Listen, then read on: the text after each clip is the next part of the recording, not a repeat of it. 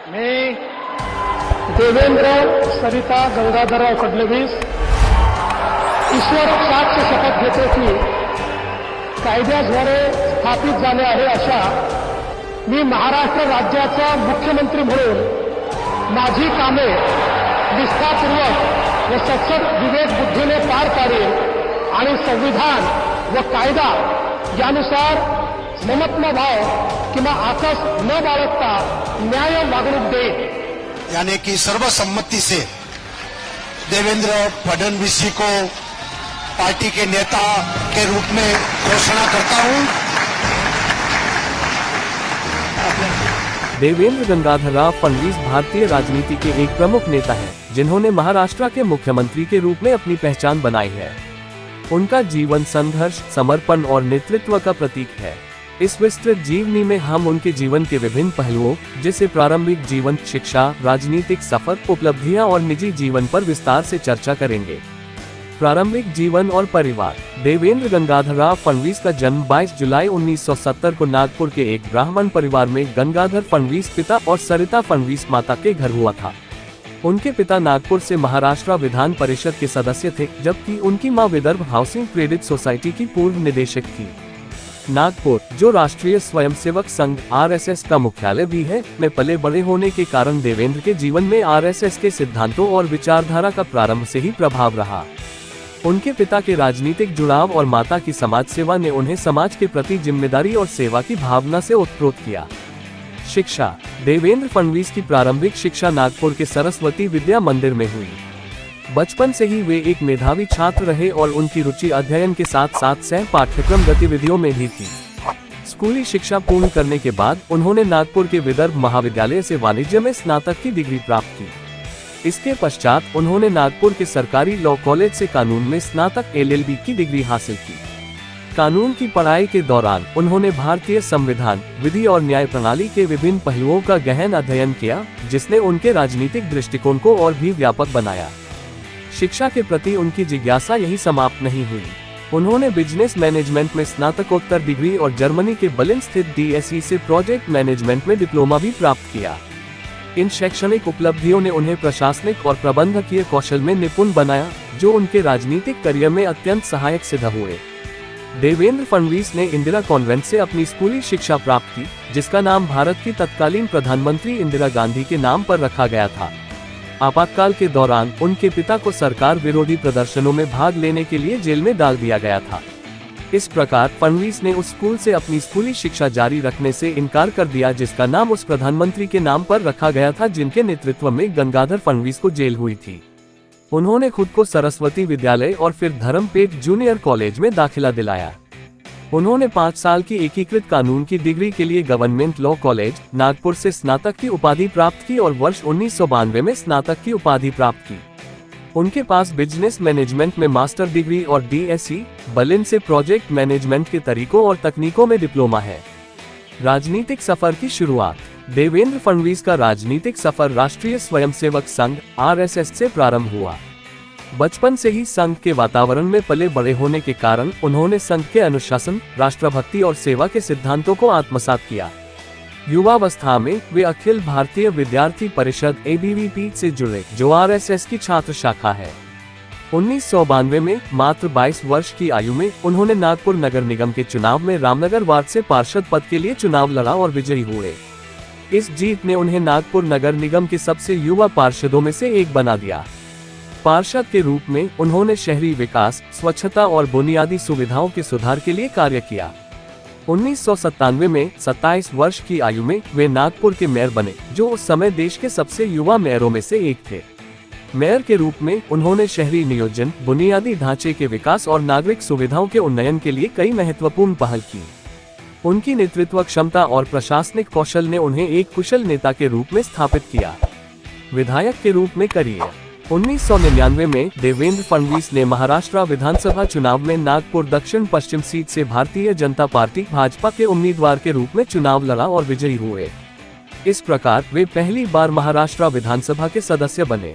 इसके बाद उन्होंने 2004, 2009, 2014 और 2019 के विधानसभा चुनावों में लगातार जीत हासिल की, जो उनकी लोकप्रियता और जनता के बीच उनकी स्वीकार्यता का प्रमाण है। विधायक के रूप में उन्होंने अपने निर्वाचन क्षेत्र के विकास, बुनियादी ढांचे के सुधार, शिक्षा और स्वास्थ्य सेवाओं के उन्नयन के लिए निरंतर प्रयास किए। विधानसभा में उन्होंने विपक्ष के नेता के रूप में भी कार्य किया और सरकार की नीतियों की आलोचना के साथ साथ रचनात्मक सुझाव भी दिए।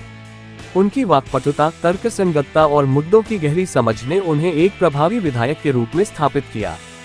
मुख्यमंत्री पद 2014 के महाराष्ट्र विधानसभा चुनावों में भारतीय जनता पार्टी ने सबसे अधिक सीटें जीती, लेकिन पूर्ण बहुमत से कुछ दूर रही। इसके बावजूद भाजपा ने सरकार बनाने का निर्णय लिया और देवेंद्र फडणवीस को मुख्यमंत्री पद की जिम्मेदारी सौंपी गई। 31 अक्टूबर 2014 को उन्होंने महाराष्ट्र के 18वें मुख्यमंत्री के रूप में शपथ ली। मुख्यमंत्री के रूप में उन्होंने राज्य के समग्र विकास के लिए कई महत्वपूर्ण पहल की। उनकी प्रमुख उपलब्धियों में शामिल है स्मार्ट सिटी परियोजनाओं का आरंभ। उन्होंने नागपुर, पुणे, मुंबई और अन्य शहरों में स्मार्ट सिटी परियोजनाओं की शुरुआत की, जिसमें शहरी बुनियादी ढांचे का आधुनिकीकरण, डिजिटल सेवाओं का विस्तार और नागरिक सुविधाओं का उन्नयन शामिल था। सोर्सेस: यहाँ पर देवेंद्र फडणवीस के जीवन की विस्तृत जानकारी दी गई है, जिसमें उनके मुख्यमंत्री कार्यकाल, प्रमुख उपलब्धियां, चुनौतियां, विवाद, दूसरी बार सरकार बनाने का प्रयास, उप मुख्यमंत्री बनने की यात्रा और निजी जीवन के बारे में विस्तार से बताया गया है। मुख्यमंत्री कार्यकाल 2014-2019। देवेंद्र फडणवीस ने 31 अक्टूबर 2014 को महाराष्ट्र के 18वें मुख्यमंत्री के रूप में शपथ ली। वे पहले ऐसे भाजपा नेता बने जिन्होंने पूरे कार्यकाल तक मुख्यमंत्री पद पर बने रहने का गौरव हासिल किया।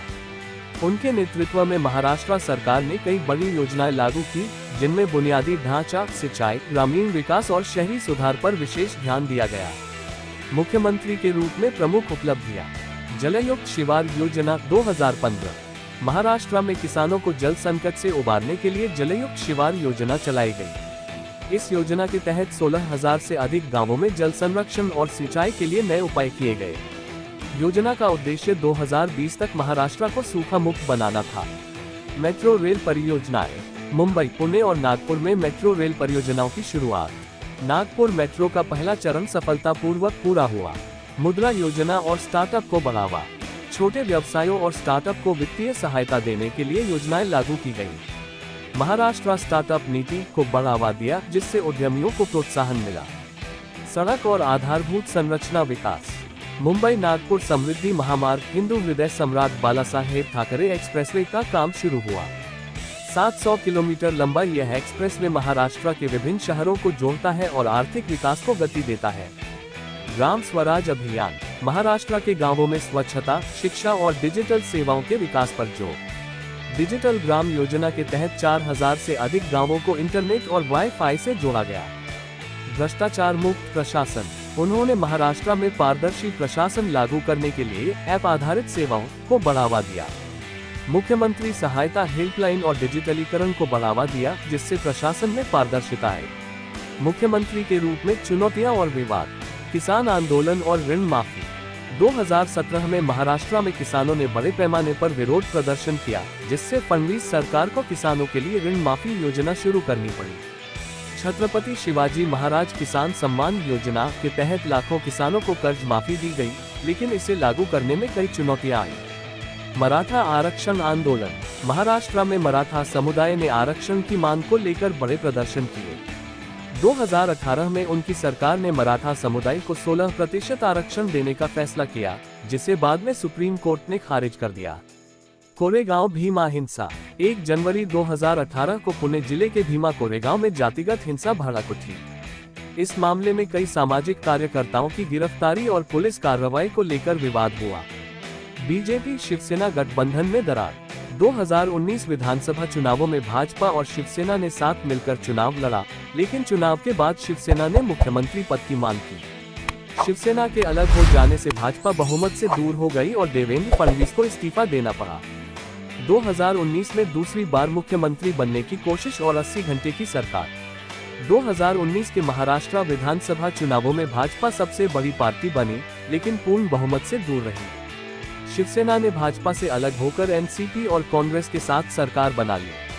23 नवंबर 2019 को सुबह 7:30 बजे भाजपा ने अचानक सरकार बनाने की घोषणा कर दी और देवेंद्र फडणवीस ने मुख्यमंत्री तथा अजित पवार ने उप मुख्यमंत्री पद की शपथ ली।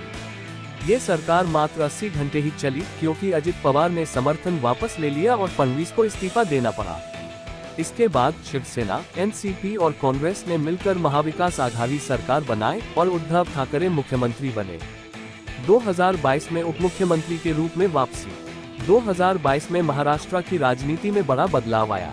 एकनाथ शिंदे ने शिवसेना के बड़े हिस्से को तोड़कर भाजपा के साथ मिलकर सरकार बना ली। 30 जून 2022 को एकनाथ शिंदे मुख्यमंत्री बने और देवेंद्र फडणवीस ने उप मुख्यमंत्री पद संभाला। ये निर्णय भाजपा के शीर्ष नेतृत्व द्वारा लिया गया क्योंकि फडणवीस को राज्यसभा और लोकसभा चुनावों के लिए रणनीतिक रूप से महत्वपूर्ण माना गया। व्यक्तिगत जीवन और परिवार। देवेंद्र फडणवीस का विवाह अमृता फडणवीस से हुआ, जो एक बैंकर, गायिका और सामाजिक कार्यकर्ता हैं। Amruta Fadnavis state bank of India में वरिष्ठ पद पर कार्य कर चुकी हैं। बेटी दिविजा फडणवीस। फडणवीस परिवार नागपुर में रहता है, लेकिन उनका सरकारी निवास वर्षा बंगला, मुंबई में स्थित है। फडणवीस की विचारधारा और नेतृत्व शैली। वे एक स्पष्टवादी, निर्णय लेने में सक्षम और प्रशासनिक कौशल से संपन्न नेता माने जाते हैं। वे प्रधानमंत्री नरेंद्र मोदी और गृह मंत्री अमित शाह के करीबी नेताओं में से एक हैं। उनकी नेतृत्व क्षमता और संकट प्रबंधन ने उन्हें महाराष्ट्र भाजपा का सबसे महत्वपूर्ण चेहरा बना दिया है। निष्कर्ष। देवेंद्र फडणवीस महाराष्ट्र की राजनीति में एक मजबूत नेता के रूप में उभरे हैं। उन्होंने अपने कार्यकाल में बड़े सुधार किए, हालांकि कुछ विवादों का सामना भी करना पड़ा। भविष्य की संभावनाएं। वे 2024 के महाराष्ट्र विधानसभा चुनावों में फिर से मुख्यमंत्री बनने के प्रमुख दावेदार हैं। देवेंद्र फडणवीस को महाराष्ट्र का नया मुख्यमंत्री चुन लिया गया है। एकनाथ शिंदे व अजित पवार डिप्टी सीएम बनाए गए हैं। मुंबई के आजाद मैदान में 5 दिसंबर 2024 को महाराष्ट्र की नई सरकार का शपथ ग्रहण समारोह होगा। भाजपा की रणनीति में वे महाराष्ट्र में अहम भूमिका निभा सकते हैं। देवेंद्र फडणवीस की राजनीति, प्रशासनिक कौशल और जनहित में किए गए कार्य उन्हें महाराष्ट्र के सबसे प्रभावशाली नेताओं में से एक बनाते हैं। देवेंद्र फडणवीस का निजी जीवन। पूरा नाम देवेंद्र फडणवीस। जन्म तिथि 22 जुलाई 1970, आयु 54। जन्म स्थान नागपुर, महाराष्ट्र। दल का नाम भारतीय जनता पार्टी। शिक्षा ग्रेजुएट प्रोफेशनल। पेशा राजनीतिज्ञ। पिता का नाम गंगाधर फडणवीस। माँ का नाम सरिता फडणवीस। जीवन साथी का नाम अमृता रानाडे। जीवन साथी का व्यवसाय associate vice president, axis bank. बच्चे बेटी दिविजा फडणवीस। धर्म हिंदू। जाति ब्राह्मण। 2010 महाराष्ट्र भाजपा के महासचिव नियुक्त। 2009 इस बार देवेंद्र फडणवीस ने नागपुर दक्षिण पश्चिम से चुनाव लड़ा और फिर से विधानसभा चुनाव जीता। उन्होंने कांग्रेस के विकास पांडुरंग ठाकरे को हराया। 2004 फडणवीस ने नागपुर पश्चिम से राज्य विधानसभा चुनाव में कांग्रेस उम्मीदवार देशमुख रणजीत बाबू को 17,610 मतों से हराया। 2001 वे भाजयुमो के राष्ट्रीय उपाध्यक्ष बने। 1999 वे नागपुर पश्चिम से महाराष्ट्र विधानसभा के सदस्य चुने गए। उन्होंने कांग्रेस के अशोक धवन को मात्र 9,087 मतों से हराया। 1997 उन्हें पुनः नागपुर नगर निगम का महापौर नियुक्त किया गया। 1992 22 वर्ष की आयु में वे नागपुर नगर निगम के मेयर बने। उनका राजनीतिक जीवन 1992 में शुरू हुआ, जब वे नागपुर नगर निगम के पार्षद चुने गए और लगातार 2 कार्यकाल तक सेवा की। वे भारत के दूसरे सबसे युवा मेयर और नागपुर के सबसे युवा मेयर बने। विशेष रूप से वे मेयर इन काउंसिल के रूप में दोबारा चुने जाने वाले एकमात्र व्यक्ति थे और इस पद पर 2 बार सेवा की। फडणवीस तब से लगातार 5 बार महाराष्ट्र विधानसभा के सदस्य चुने गए हैं और लोगों के नेता के रूप में पहचान बनाई है। भारतीय जनता पार्टी भाजपा के भीतर फडणवीस वार्ड संयोजक से भाजपा महाराष्ट्र के अध्यक्ष तक लगातार आगे बढ़े। उन्होंने 2020-21 में केरल राज्य के प्रभारी और केरल, बिहार और गोवा के चुनाव प्रभारी के रूप में भी महत्वपूर्ण जिम्मेदारियां संभाली हैं। फडणवीस ने महाराष्ट्र में ऐतिहासिक 2014 और 2019 के लोकसभा चुनावों के लिए अभियान का नेतृत्व किया। उनके नेतृत्व में महाराष्ट्र विधानसभा चुनाव के साथ साथ कई ग्रामीण और शहरी स्थानीय निकाय चुनाव लड़े गए और जीते गए, जिससे नए रिकॉर्ड बने। एक विधायक के रूप में फडणवीस अपनी ऊर्जावान और बौद्धिक बहस के लिए जाने जाते हैं, जिसमें राजकोषीय मामलों की गहरी समझ है, जिससे उन्हें पार्टी लाइनों के पार सम्मान मिलता है। उन्होंने विधानमंडल की विभिन्न विशेष समितियों, स्थायी समितियों और संयुक्त चयन समितियों में कार्य किया है। उन्हें राष्ट्रमंडल संसदीय संघ से सर्वश्रेष्ठ सांसद का पुरस्कार भी मिला है। देवेंद्र फडणवीस का निजी जीवन। पूरा नाम देवेंद्र फडणवीस।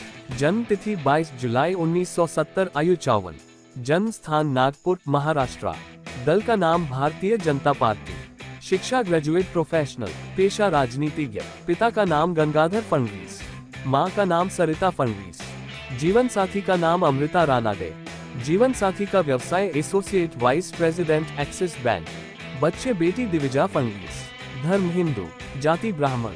देवेंद्र फडणवीस की शैक्षणिक योग्यता। देवेंद्र फडणवीस ने 1992 में नागपुर विश्वविद्यालय से LLB की डिग्री हासिल की। इसके बाद उन्होंने बिजनेस मैनेजमेंट में स्नातकोत्तर की डिग्री हासिल की। इसके अलावा उन्होंने DSE बलिन से प्रोजेक्ट मैनेजमेंट के तरीकों और तकनीकों में डिप्लोमा भी किया है। देवेंद्र फडणवीस का राजनीतिक घटनाक्रम। 2024 महाराष्ट्र विधानसभा चुनाव 2024 में देवेंद्र फडणवीस ने नागपुर दक्षिण पश्चिम सीट पर 1,29,401 वोट हासिल किए और कांग्रेस के प्रफुल्ल विनोदराव गुदाधे 39,710 वोटों से हराया। 2022 देवेंद्र फडणवीस ने महाराष्ट्र के उप मुख्यमंत्री के रूप में शपथ ली थी। 2019 23 नवंबर को देवेंद्र फडणवीस ने महाराष्ट्र के मुख्यमंत्री के तौर पर शपथ ली। उन्होंने राष्ट्रवादी कांग्रेस पार्टी के अजित पवार के समर्थन से सरकार बनाई, लेकिन 3 दिन बाद ही उन्होंने फिर से इस्तीफा दे दिया। 2019 देवेंद्र फडणवीस नागपुर दक्षिण पश्चिम विधानसभा सीट से दोबारा चुने गए। उन्होंने भारतीय राष्ट्रीय कांग्रेस के डॉक्टर आशीष देशमुख को 49,344 मतों के अंतर से हराया। 2014 फडणवीस ने अपनी नागपुर दक्षिण पश्चिम सीट बरकरार रखी। इस बार उन्होंने प्रफुल्ल विनोद गुडाधे पाटिल को हराया। भाजपा की जीत के बाद फडणवीस ने 31 अक्टूबर 2014 को भाजपा की ओर से महाराष्ट्र के मुख्यमंत्री के रूप में शपथ ली। 2013 फडणवीस को महाराष्ट्र भाजपा का अध्यक्ष नियुक्त किया गया। 2010 महाराष्ट्र भाजपा के महासचिव नियुक्त। 2009 इस बार देवेंद्र फडणवीस ने नागपुर दक्षिण पश्चिम से चुनाव लड़ा और फिर से विधानसभा चुनाव जीता। उन्होंने कांग्रेस के विकास पांडुरंग ठाकरे को हराया। 2004 फडणवीस ने नागपुर पश्चिम से राज्य विधानसभा चुनाव में कांग्रेस उम्मीदवार देशमुख रणजीत बाबू को 17,610 मतों से हराया। 2001 वे भाजयुमो के राष्ट्रीय उपाध्यक्ष बने। 1999 वे नागपुर पश्चिम से महाराष्ट्र विधानसभा के सदस्य चुने गए। उन्होंने कांग्रेस के अशोक धवन को मात्र 9,087 मतों से हराया। 1997 उन्हें पुनः नागपुर नगर निगम का महापौर नियुक्त किया गया। 1992 22 वर्ष की आयु में वे नागपुर नगर निगम के मेयर बने।